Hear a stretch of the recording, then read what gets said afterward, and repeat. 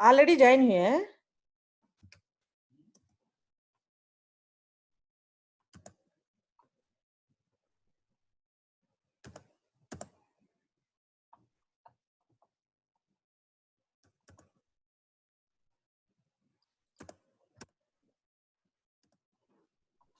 क्या कौन सा जूम नहीं है रे वाह ऑलरेडी या कौन या मैंने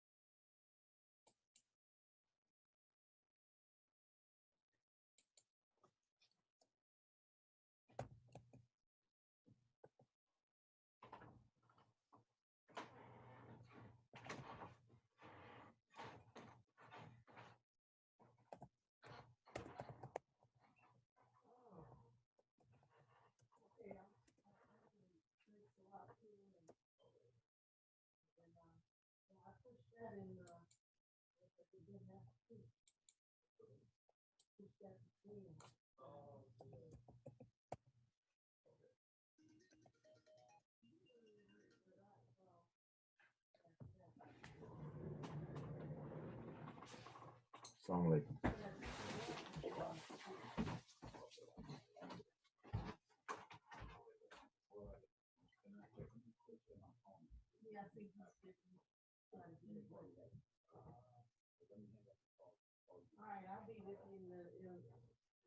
Yeah, about 10-15.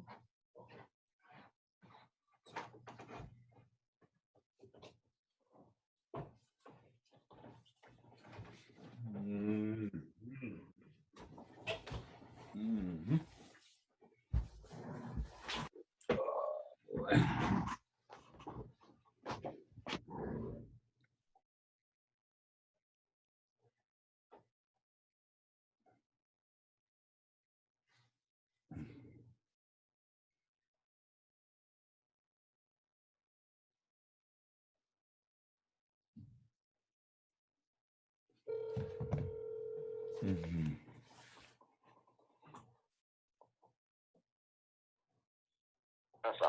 Walaikum salam. Did you receive both presentations, Brother Mitchell? No, I'm looking for them now. Okay. Yeah, okay. We just got it from both. Just now, Kashif sent it, and Hisham sent it in last night, actually, yesterday at 6:25 p.m. No, I was just checking my other email because I was checking maybe they send it to blah blah. But anyway, if you have it, can you forward it? Sure. Okay.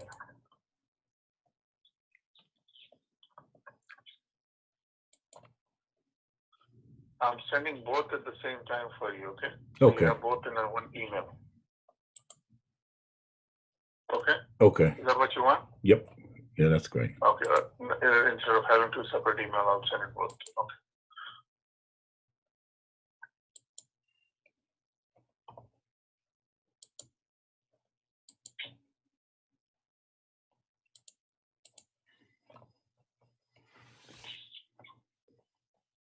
Okay.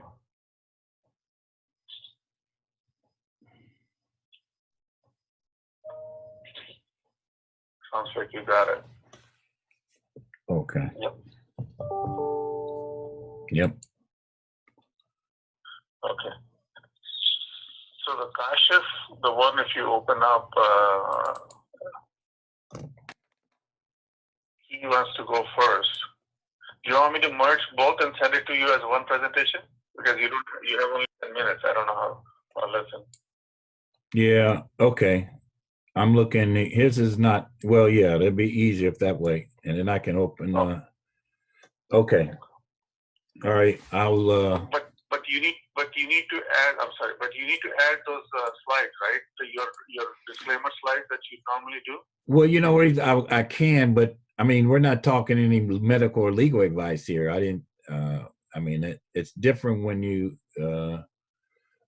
But anyway, I mean, if you want, I can. No, that's the loan. That's the advice. That's when you do that, right? Yeah, I mean, was the loan or legal advice or stuff like this? This is an educational thing. I don't. There's no, I don't think that'll apply. But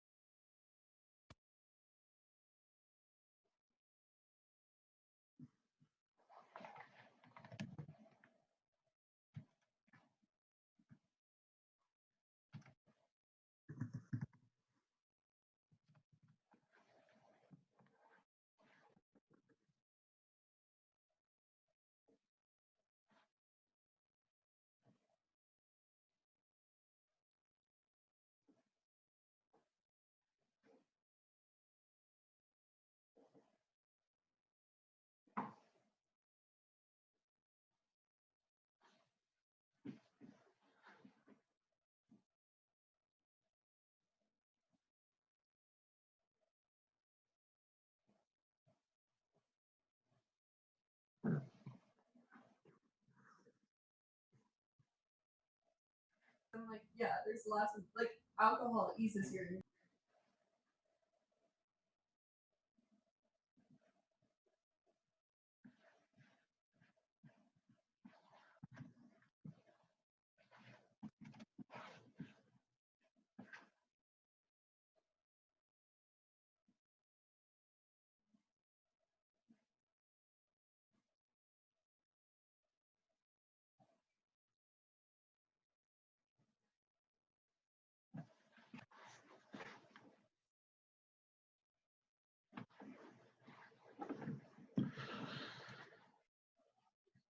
Hello, Assalamu alaikum. Dr. Mitchell. Walaikum salam. How's it, Shad Bhai? Walaikum salam, Qasim. All right, I was just looking for you. All righty. I'm getting ready, inshallah, we're at 2 o'clock. There's still a couple of,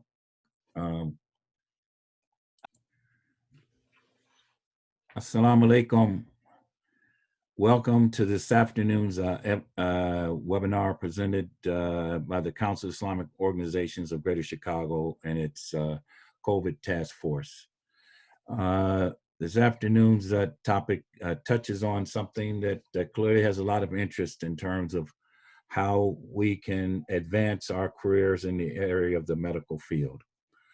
Before we begin, though, there's a couple of remarks we want to share with you. There. And the purpose of this webinar and each and every webinar we host is to provide timely information and to guide you. It's for information purposes only. It's not intended to be professional or legal, financial advice. All those decisions should be made after you consult with a professional, attorney or accountant, as the case may be. Finally, the Council of Greater Chicago, or Council of Islamic Organizations of Greater Chicago is not a not-for-profit corporation. As such, cannot and does not recommend or endorse any of the panelists or guest speakers hosted at this or any other webinar. With that, at this point in time, I would welcome to the speaker mic Dr. Kashif Ahmed, who will lead this point in our webinar. Dr. Kashif. Thank you so much, Brother Mitchell, and thank you to the CIOGC for inviting me and Haziq Siddiqui today to talk to you about some of the pointers for filling a strong medical school application. So welcome. I know this is like challenging times for us. It's a hard time for everyone. But as the title of my slide points out that you have to put a strong medical school application. So the word strong is very key here. Next slide, please.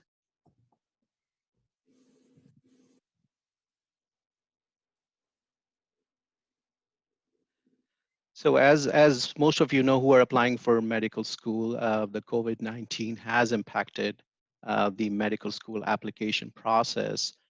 And so everything is obviously in a flux right now.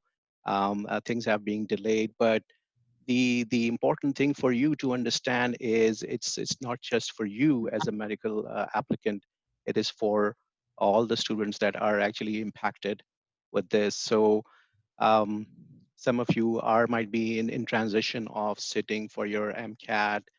Things have might got delayed. That people are trying to figure out things, how to make the process refined again, how to get back to their feet in this situation. So everyone needs to be very patient as you move forward in this process. All the stakeholders are very well aware of how things are going and what needs to be improved with these processes. So remain focused as the bearings of this application process gets more and more refined with this impact.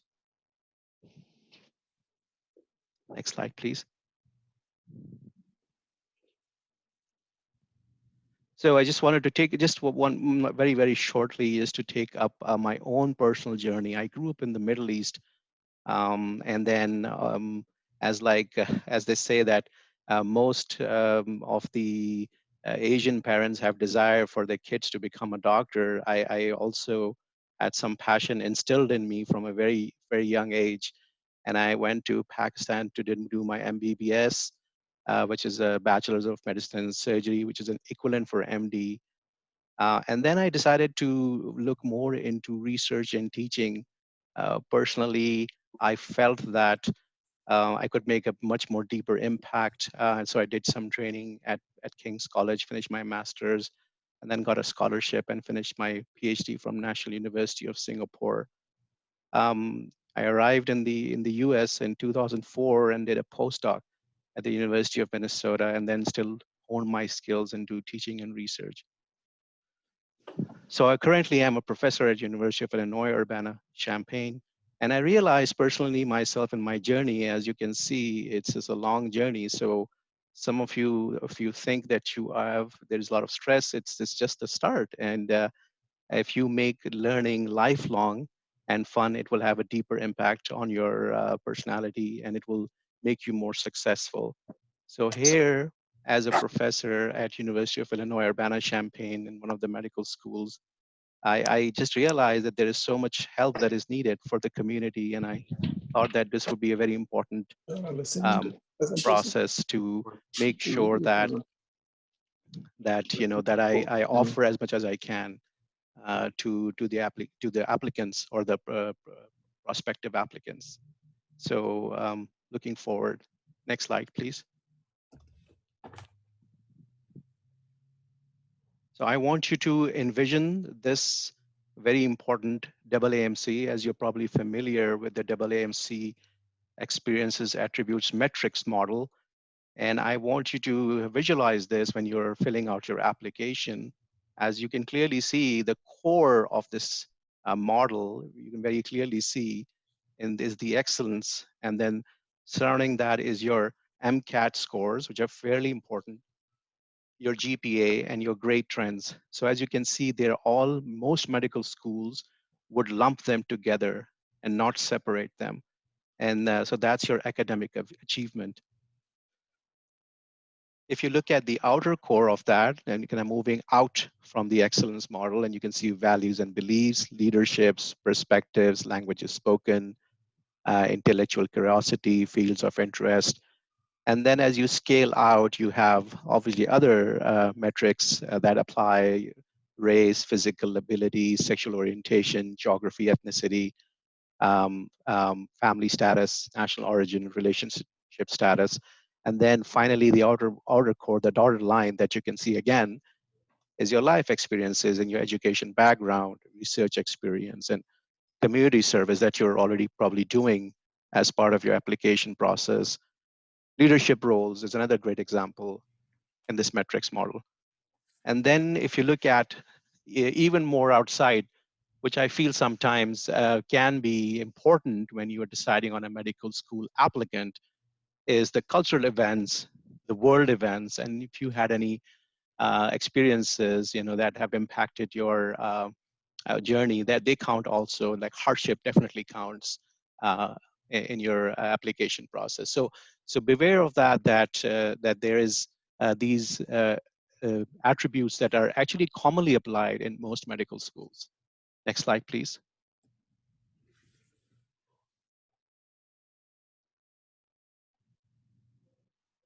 So I'm thinking that majority of the people who are attending today, or the applicants who are attending today, are Asian or Asian Americans, or of a community that is growing in the medical school population as an applicant population. And as we grow, which is great, which is great news for our community, they might not look at the Asian and the Asian American community as a minority, um, and because they want to balance out the applicants in the pool. So there's a big applicant pool of Asian and Asian Americans that apply to medical schools. I mean, the evidence is there. It's slightly anecdotal, but there is something to think about. Next slide, please. So the good news is that Asian Americans do get into medical school and form a good population of healthcare professionals. There's, I can just see a very quick question for same for DO. I would say that it would be less for DO because DO schools are expanding more than medical schools. There is probably 16 new DO schools in the last 5 years, I believe, or maybe close to that number. And there actually might be much more how should I say, acceptance in the sense of inviting more applicants to look at rural health and look at musculoskeletal medicine. Next slide, please. I think Hazik, who is here with me, and it's an honor to present with him today. He has probably more to talk about this, but these are just some of my thoughts for your letters of recommendation. I know Sister Syra, who is instrumental in organizing this event. She also suggested to talk a little bit about that. So your letters of recommendation must be specific and they must contain specific examples. Um, so things like, oh, he or she is a really good student. It's not enough. And obviously talking about your personal traits is great, but they have to give more specific examples in your credentials or in your experiences, whether it's research or clinical, and talk about a variety of strengths. And they should be fairly detailed. And the reviewer must know the applicant well and kind of talk about different, when you're looking at asking for letters of recommendation, try to mix and match them and try to get different professors talking about your different skills in these letters. Now, some of the universities like Duke University would combine the letters of recommendation and they will just submit one packet where you will have 5 or 6 letters of recommendation or whatever the requirement is. That's also a possibility. Next slide, please. So which areas do you need to improve in your application? Um, um, so as move to the next slide, please.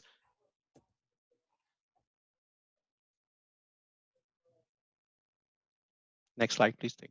So yes, as you know, they're looking for these 5 or 6 very core areas. You're probably well familiar with that, your MCAT scores and grades.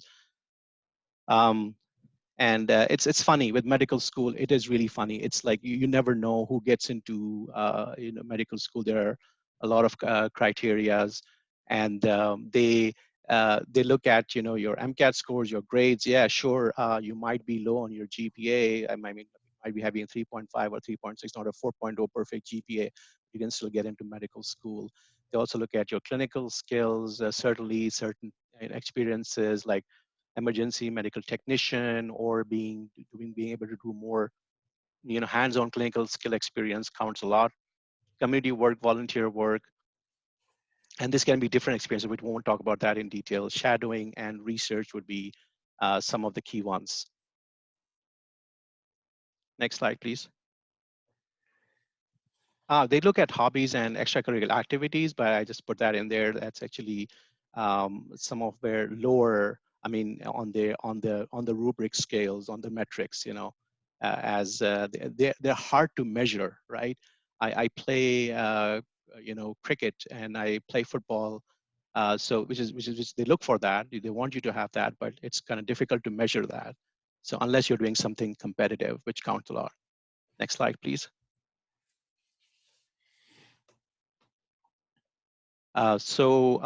Yes, please make sure that you take some of these pointers.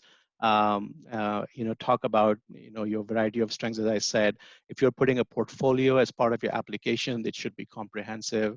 Dates and hours. One thing that I've noticed on applicants is that sometimes the dates and hours are not accurate. Please be mindful of that. Please make sure that you know when you started and when you ended. Certainly, if you started in June 1st and finished on June 15th, and you're putting 400 hours accidentally on your applicant, that would not go well as on your application because there's no way that one can do 400 hours of work in that short amount of time. So make sure that your dates are accurate and your portfolio should be very comprehensive and some of the things that I already talked about your letters of recommendation I would not go over that again. Okay, we can move to the next slide.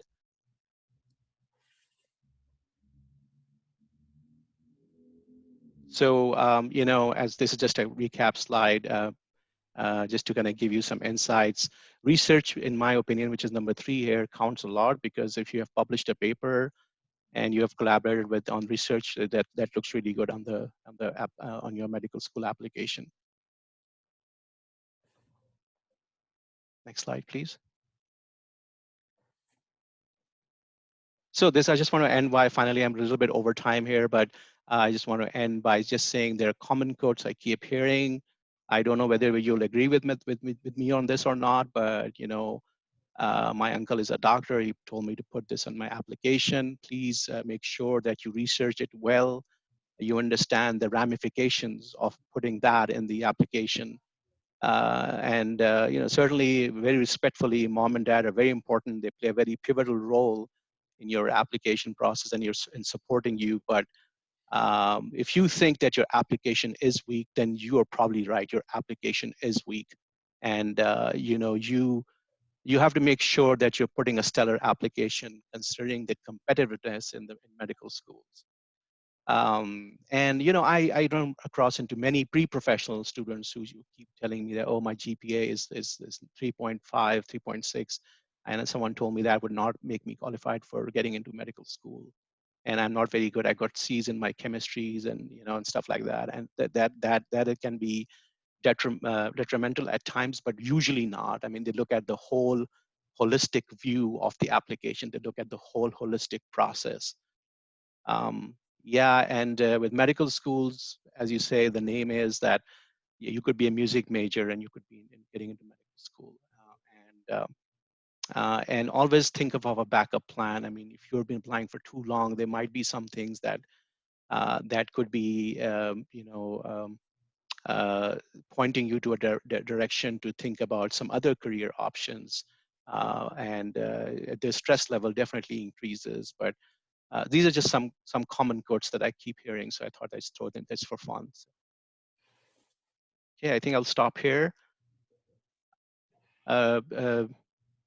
Thank you so much for allowing me to present this, but I'll be able to answer questions. I just want Hasek to talk about first, and then we'll happy to answer as many questions as possible.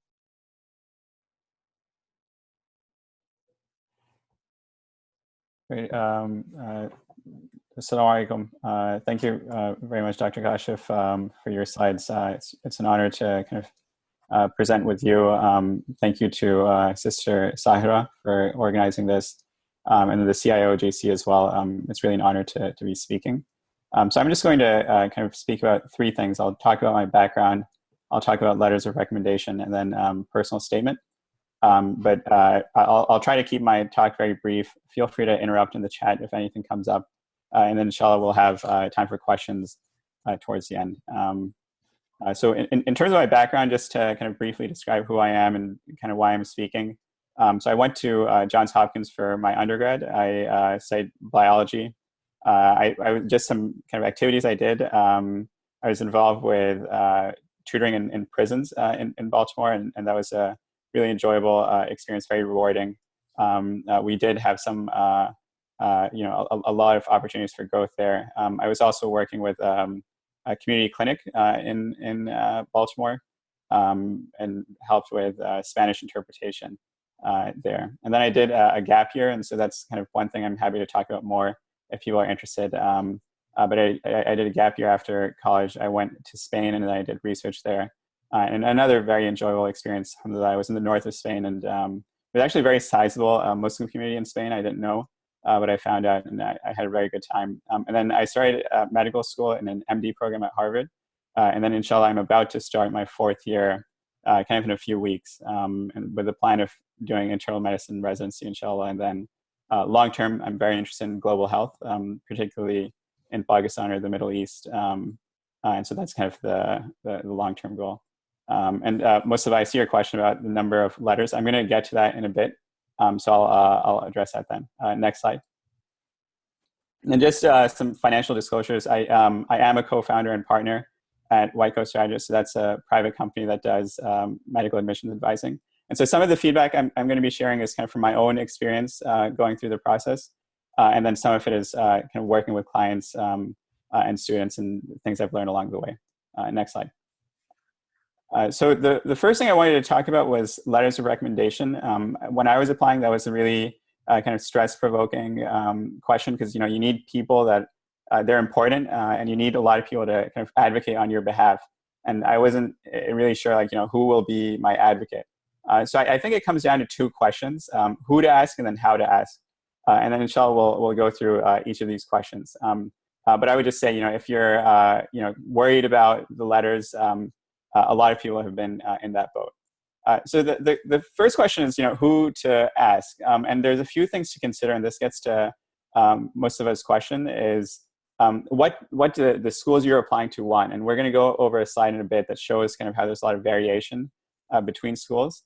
You should also consider how well the author knows you. So a lot of times people say, like, oh, this person is chair of medicine at a big hospital, but you've maybe had 2 conversations with them in your life. And then there's maybe someone else who's not as well known, but they really know you. In general, a high quality letter is more important than the person writing it, within reason. You want a professor, you want kind of an established person, but it's more important to chase a letter that really knows you well and can speak to your specific abilities than someone who's just a famous individual. You should also think, does this person like you? And I think this kind of goes without saying, but sometimes, we get letters, and I've heard these horror stories of a letter being written and the person said, to be honest, I don't know this person very well. Or, might not necessarily, I don't have enough information to recommend. And so there's ways to go about it. You can, just use your assessment, like, do you get along with this person? But you can also ask the person, like, would you be willing to write me a strong letter? And then just see how that conversation goes. If they say, like, yeah, I like it maybe, or there's like less than, some hesitation that you're sensing, I would say that's a good sign to hold back. Like recently for kind of residencies, I asked a lot of people for letters, and some people said, like, yeah, I'd be delighted to write you a letter. And then other people, they had some hesitation. And so, that hesitation can be a good indication to maybe think about other people. And it kind of goes without saying, but sometimes this is, it gets tricky because these are tricky situations.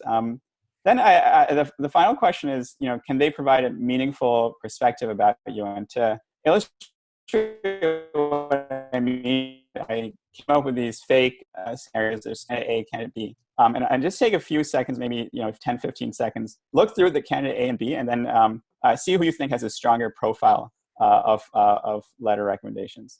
And maybe you all can type in the chat and see, do you vote for candidate A or candidate B?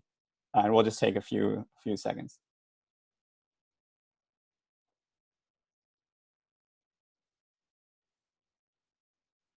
Great. Okay. It seems like, yeah, great. I think there's, so a lot of comments are coming in. Very good. I'd say most people are going with candidate B.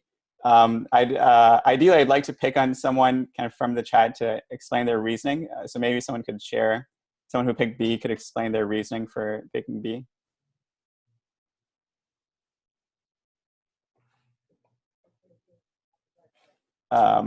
All right, people aren't, yes, great. So I think Minna says, seems to be more well-rounded. And I would agree. So you can get one, letter that's very strong in research. You can get one letter that's, an academic course, and then you can get kind of other sides of you. And so that person seems more well-rounded. That's not to say candidate A has bad letters. They're very good letters.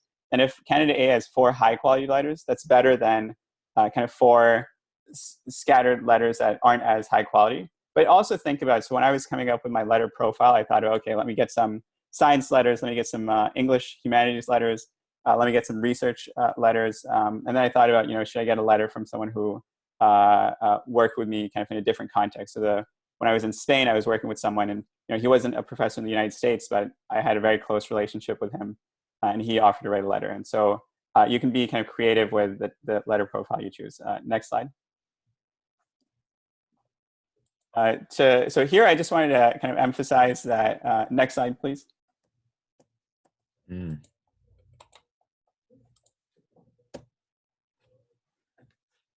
Great. So I just wanted to emphasize that schools vary in the types of letters and the quantity of letters that they would like. And this gets to a question earlier about, how many letters do you need?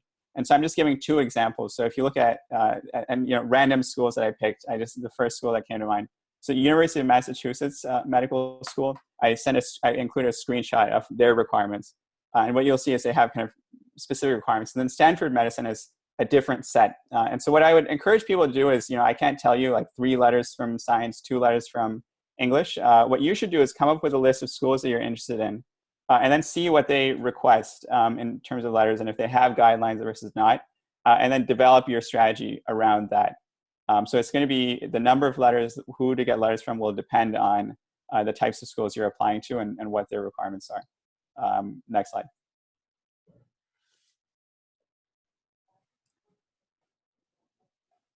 I think, next slide, please. Is it? Yes, yeah, great. This is it. I think there might have been a lag on my end.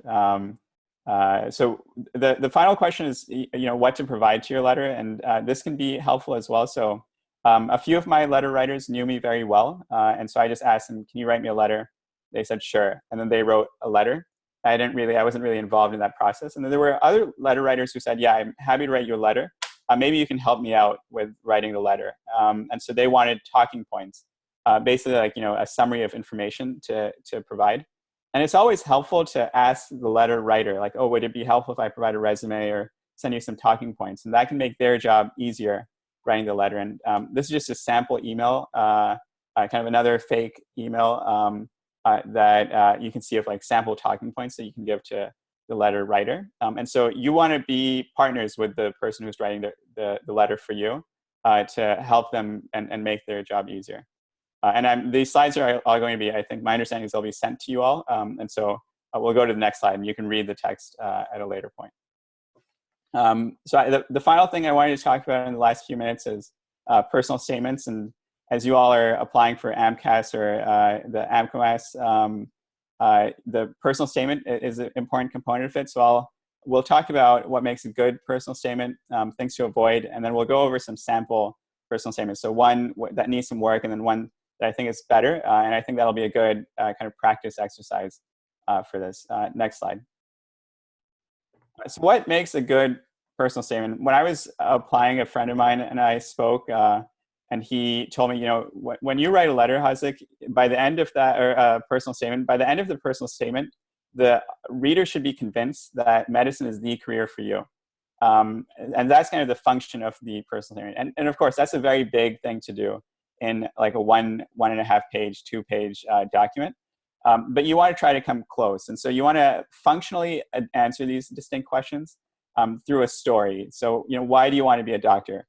What experiences have prepared you or, motivated you to become a doctor? And then what will you bring to the world of medicine? And so those are things that you want to kind of touch on functionally. And when I say functionally, I mean, you shouldn't explicitly say, "I want to be a doctor for these 3 reasons. And these are the 3 experiences that I've had that made me want to be a doctor. And this is what I will contribute to medicine." You want to tell a story that implicitly conveys that. And we'll go over some examples of that. I would also say good writing is good writing. So, the grammar should be good. And a lot of times I see personal statements and sample personal statements in which there's, mistakes in the writing, the terminology is unclear, misused. And so have someone edit it. It can be a friend, it can be a medical student, even an English major. One English student kind of edited a lot of my essays. You want to be strategic and unique, and we'll kind of talk about what that means. But you want to tell a story that's specific to you, and it should be something that ties different components of your application together. So for me, as we were talking about from my background, I did work in, I worked in Spain, I worked with tutoring in prisons, and then I was working in community health. And so I tried to connect that and present a story about working with underserved populations. That was something that was very important to me. Inshallah, is something I'll continue to do going forward. And so that tied different components of my application together. It was a story I was presenting instead of saying I've done these 3 things, 1, 2, 3. And so hopefully you can try to tell a story. Next slide. So things to avoid, and we'll go kind of briefly. So you don't want to write an expository paper, as I said, so it shouldn't be just a list of things. It should be a story. you don't want to repeat your resume or your activities section as well. So in the AMCAS, for example, you have space to write and describe your activities. So you should describe your activities there. You can mention activities and you can draw from activities, but the personal statement is a personal statement. And so a lot of times people fall into the trap of just repeating their activities descriptions in their personal statement. I think then you're kind of suboptimally using the space. Next slide. So the final activity we'll do, we'll just take a few minutes to do this, and then we'll open it up for questions, is I wanted to present two personal statements, one that I think needs a little bit of work and one that I think is better. And it's just the introduction. And so let's take a few, maybe 1 minute to read through this. And then maybe our, everyone in the chat can just say, what you think this could work on and how this might be better. So just take a few, and this is fake. So this is not a real person's personal statement. This is a mock personal statement, but just take a few seconds to read through it.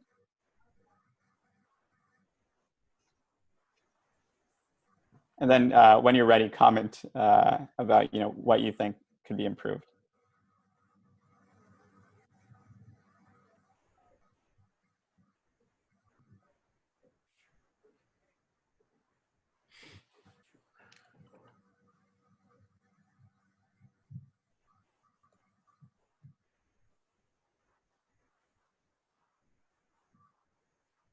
Yeah, great. I'm seeing excellent comments. Yeah, it's vague. I agree with Bushra.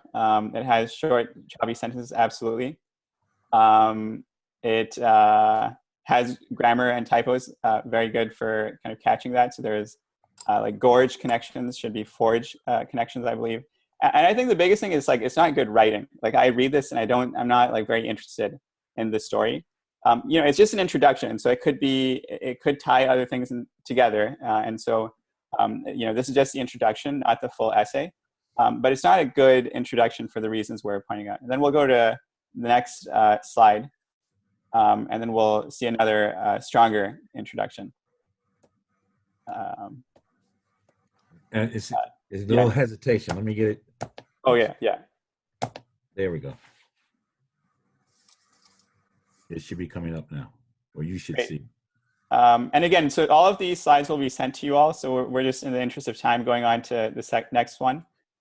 So again, this is a different introduction. It takes time. You can write down in the comments. So I think this is stronger, but I still don't think it's perfect. So you all can kind of share what you think is good and what you think could be improved from this personal statement. And then this is the last slide, and then we're going to, inshallah, open it up for questions.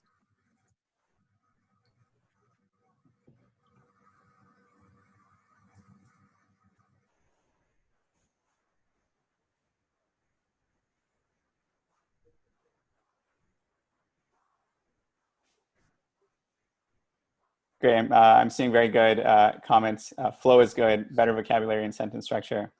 And kind of the big thing for me is like I read this and I think I want to read the rest of this essay. It's like it's interesting to me, at least. I think, there's some story here. Bushra is saying it's engaging. I agree.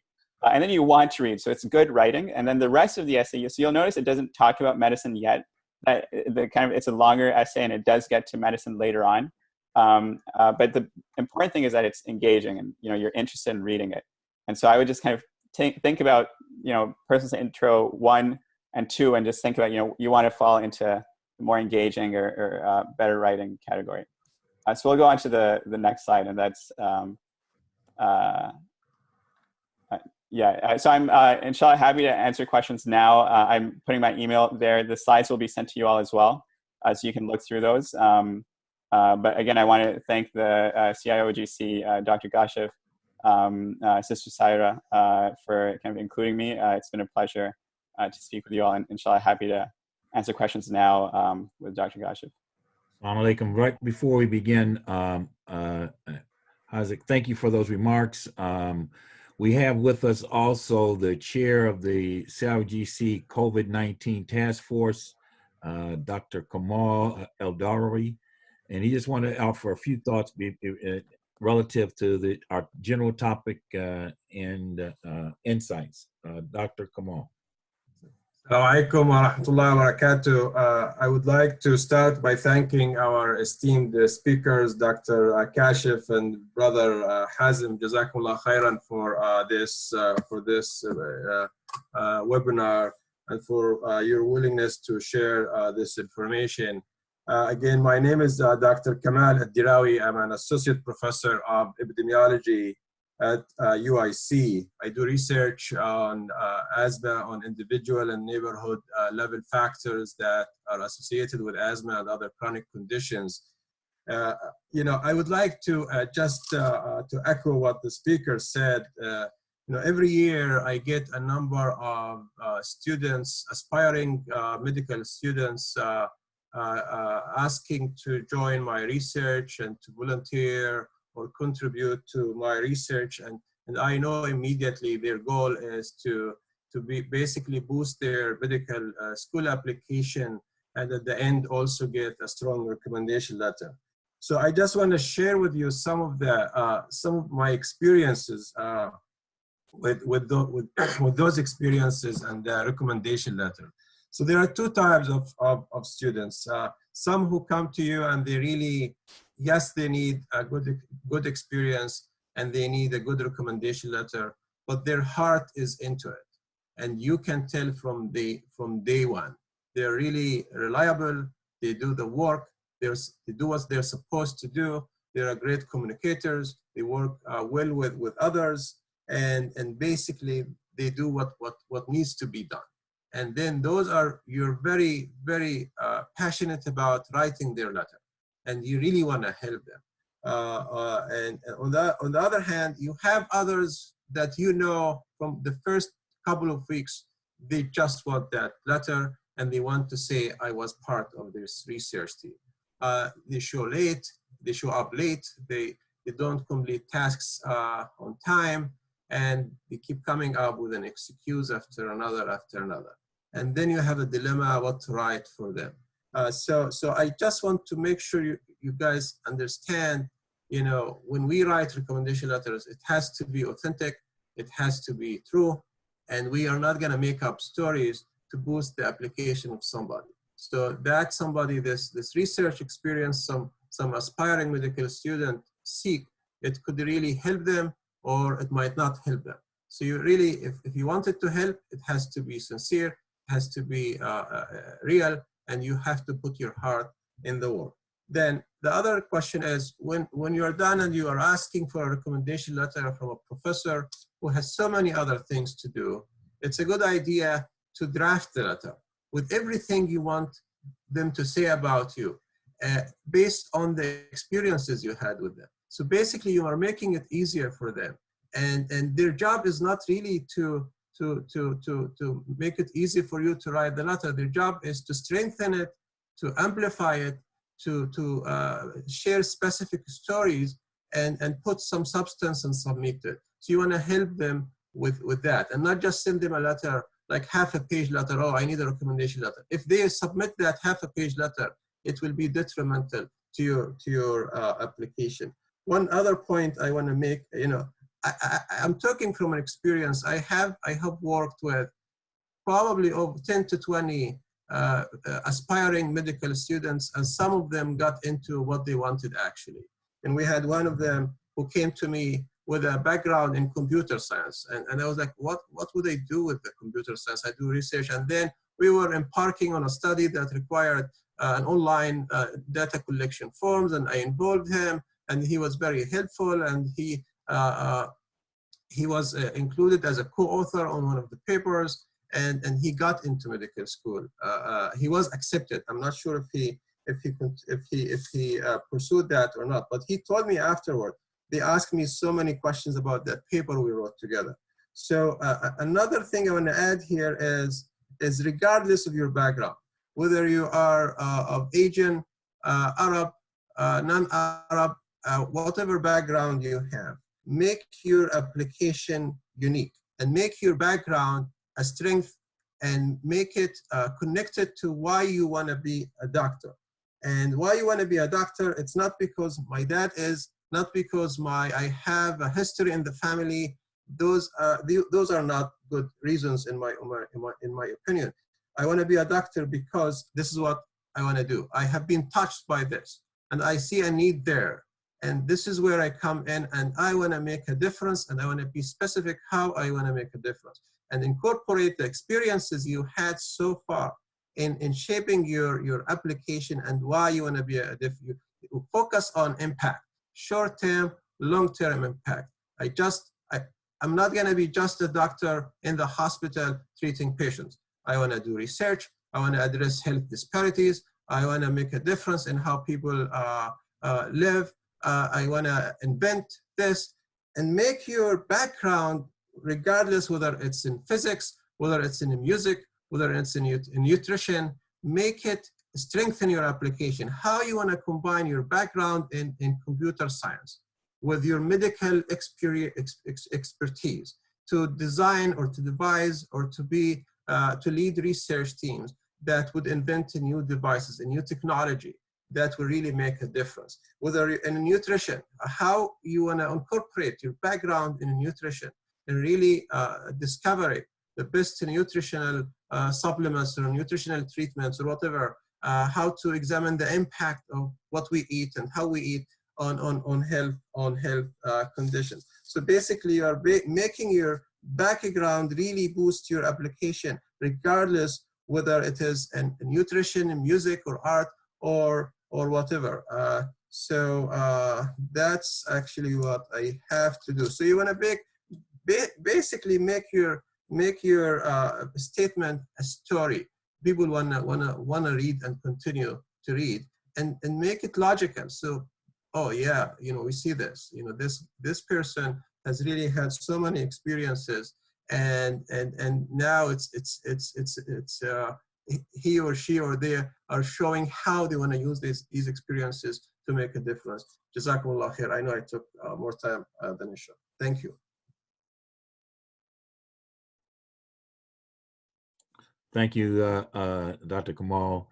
And at that time, or we can go to some of the questions. Maksud, have you queued them up? Any of the questions that we need to ask, or Isaac, we have them queued up them as The well? very first question is it same for the DO, the criteria? That's what the first question is. I don't. Isaac, you're still on mute, just so you know. And so if Yeah, you, I unmuted myself. Can you hear me? yes. Okay. The very first question came in is it same for the DO? I think the person's asking for the criteria or whatever. Yeah, I think Dr. Kashif answered this. Kind of he saw the question and answered. I think the answer was yes. Okay. Maybe Dr. Kashif, you can elaborate. Yeah, yes, I try to answer that question. Basically, what the processes are quite similar, and you still need the letters of recommendation. You still need your MCAT score. There might be a variability between the MCAT score from a DO school to a medical school, and there might be some differences. But the overall process, would be the same. Again, as Dr. Kamal said, if you want to go into a DO school, you want to tie it up well, with why do you want to get into DO school? Oh, it's not like, oh, I could not get into medical school, so that's why I'm applying for DO school. You have to bring in some rich experiences and kind of say that how you can make your application strong. Obviously, some of the core experiences that you have might apply for both DO and medical school. So.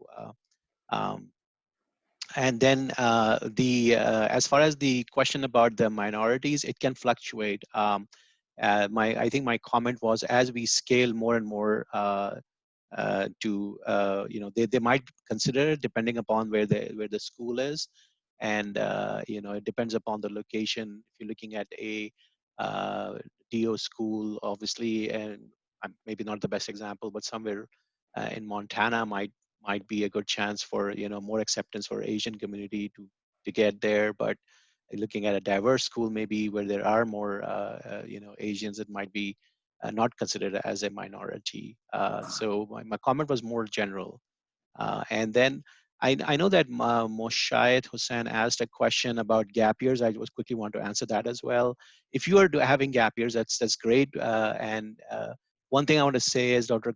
Kamal and Hazik were also saying, make sure that you have your connections with your professors. And it might be long, but you know, as in my experience, I always remember my good students. I never forget them.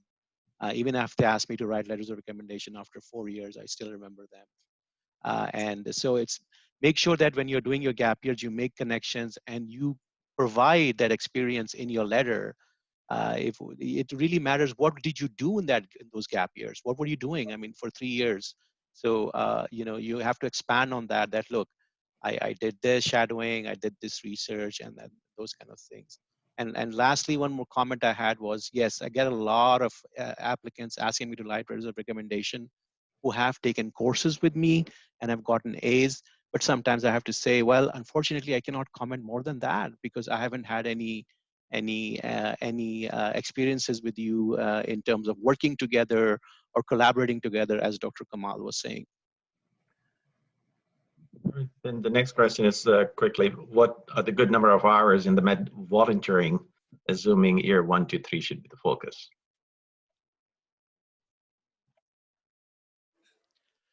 So volunteering experiences, usually there's like whenever we review application, we see like 600 hours or 900 hours, and then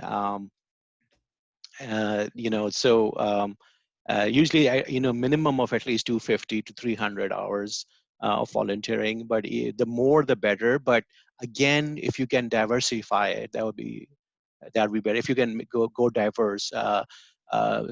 Mashallah, if you worked at a Islamic center and then you put that in your your application, that's great. But can you do something else? Can you volunteer someplace else? So as I was trying to say that mix and match would be the best way to go. So number of hours, volunteer hours vary from school to school, but that should be something in the that's like a ballpark figure. Would you, Assalamu alaikum, if we can ask this quick question, what would you suggest for our participants are the best ways to identify, they say, meaningful volunteer opportunities? I mean, besides say, oh, let me write this particular professor, is any guidelines that could guide them in making decisions on good opportunities to volunteer or good research opportunities? Yeah, I can share some thoughts on this. And I think there was a really good question about kind of somewhere in the chat about in COVID in particular, like what volunteering and research to do right now. And so I'll kind of talk about both of those. So in terms of COVID in particular, I think it's great that kind of people are thinking about how to get involved in volunteering and research now.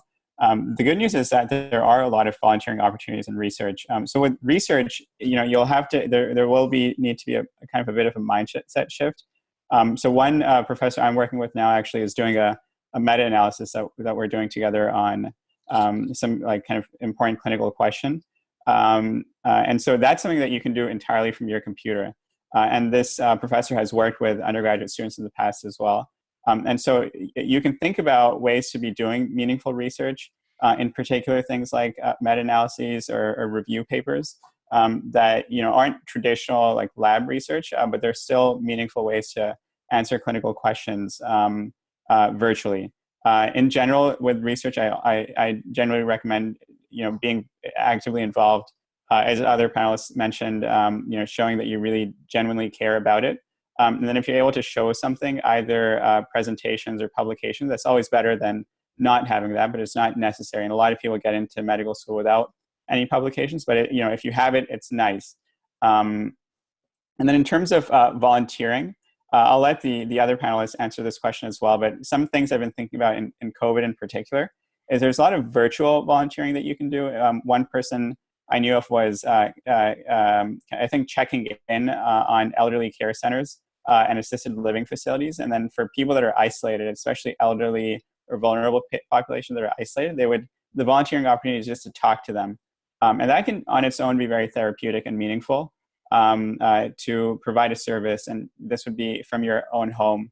Other people are helping elderly communities with getting groceries, or vulnerable populations with getting groceries, and things like that. So that, I think, I don't know, but I think how you respond to COVID is important, not just in terms of the medical school application process, but also I think, as Muslims, we should be responding to this crisis and doing our best to respond. And so I think there are a lot of opportunities to respond to COVID that I think are meaningful.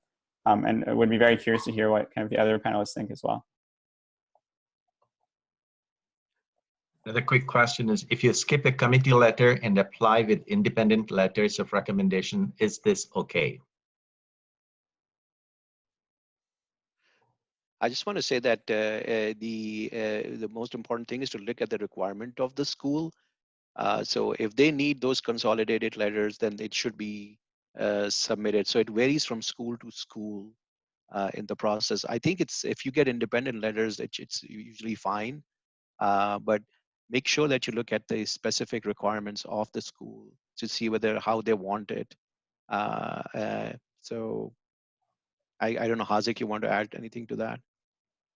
Yeah, I agree. I think schools vary a lot in their requirements, and so it's very case specific. But I agree 100% with Dr. Kashif.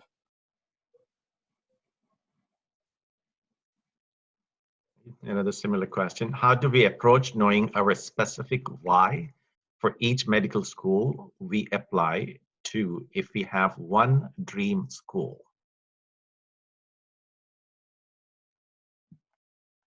Yeah, this is a good question. I can kind of share some thoughts. So there's, I think where the person who's asking this question is coming from is a lot of schools ask on their secondaries, like, why do you want to come to our school?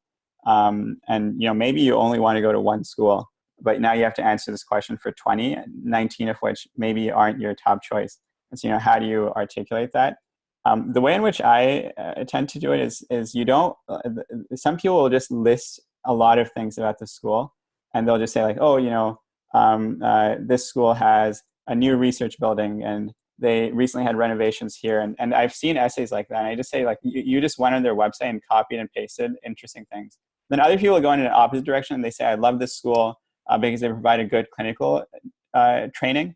And I say, well, all American schools and all medical schools provide great clinical training. And so that's not specific to the school. So I think the people that answer these questions well are people that connect your specific goals with the school. And so one example is, for me, I was very interested in kind of clinical research and specific types of clinical research. And so I would say for schools that had that type of research, I would say, this has been a field that I've been very interested in for the past few years. And your university is one of the few universities in the world that has work going on in this space. So that's kind of one reason I'm interested in. It can be other things as well. So kind of some activities I was involved in, I had the opportunity to continue at specific schools. And so I would mention that as well. And so it should be tailored to your background and then what specifically about the school fits you. So it should be very kind of case specific. And it's okay if, you have one top school and the rest are not your top choices, but there must be something about that school that you like. And I would just kind of think about what that would be. We have covered all questions. Back to you, Brother Mitchell or Ishad. Yeah, I just wanted to add one more thing here. What the Hazik said is like your community experience, your volunteer experience that you are participating right now in a clinic or in a clinical setting, that actually fits into the mission of many medical schools. Remember that. So yeah, you're talking about your dream school, and that is important. But if you tie it to the mission of the school, if a medical school believes in primary health care, being the provider for that, and then you are showing experiences there, that should count. However, if you want to apply to some place that I work for Carlin Illinois College of Medicine. We are looking for very specific applicants. This is the first engineering-based medical school, so we're looking at experiences that show that you have an interest. in this direction. So we have to look for some other pointers or indicators to see whether you're a strong candidate for applying to this. So look at the school specifically, but also see that how your experiences, as Hazik said, fit into that. And it's basically an art, how you write your personal statement and letters to fit in that mission of the college. So make sure that you're cognizant of that. Here, Sister Sina has her hand up. She wants to ask a question. You're unmuted. Go ahead, quick, please. Sina? Sina Sadiq. Okay. Brother Mitchell, back to you.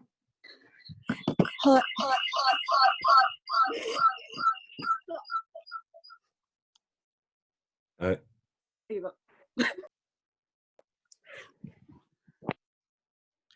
Maybe sort of you could put your question in the chat right quick, because we're about ready to end, and there is an audio breach here. We can't hear or understand you. Okay, and then Maksud, and if we could turn, if Brother Shad, if you had any closing remarks, and we could still take that question, but to round our program out. Brother Shab? Yeah, so I think she posted a question, Brother Mitchell. If you decide to add schools after submittal primary application, is it possible to change your personal statement, especially to have meaningful experience in the middle?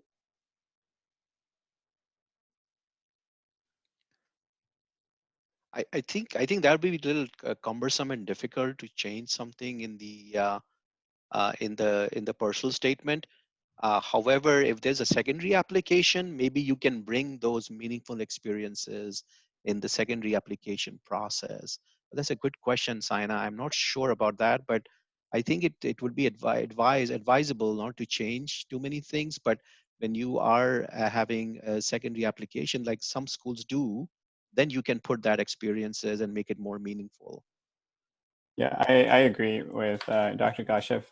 The one other thing I would add is, so for me, when I was applying, I wrote my personal statement, I sent it, then I wrote my secondaries, and that's an opportunity for you to add new information, as Dr. Kashif was saying. And then sometimes what will happen is like you submit your secondary, and then either you're waiting for an interview or you've had the interview, and then like something big happens. So let's say you publish a paper, or you get some award, or something unique happens. You can look at the school, and it has to be very school specific. So some schools allow this and some schools don't. And so I would research the school and see what their policy is on this. But you can send what's known as an update letter, and kind of give them a heads up about kind of some new development. And so I would just make sure you do a lot of research before sending that letter to make sure the school is okay with update letters. But if they are, that can be powerful. And that's something that I did myself, is for some schools that I was very interested in, I sent an update letter. And then I think it helped. Like I got an interview a few days after the update letter, but Allahu Alam, I think it helped though. Well, that brings our webinar today to a close. We want to once again give thanks to our panelists for sharing their time, their knowledge and insight into this medical school application process. Dr. Kashif, thank you very much. Hazik, thank you for your insights. I'm sure they proved quite valuable. And also thanks to our chair, task force chair, Dr. Kamal, who gave some insights as a potential candidate who's often asked to write these letters of recommendation. So once again, on behalf of the— Yeah, Brother Mitchell? Yes. Go ahead. Yeah. So, thank you. I just wanted to thank the panel. It was very insightful. Thank you so much for taking your time.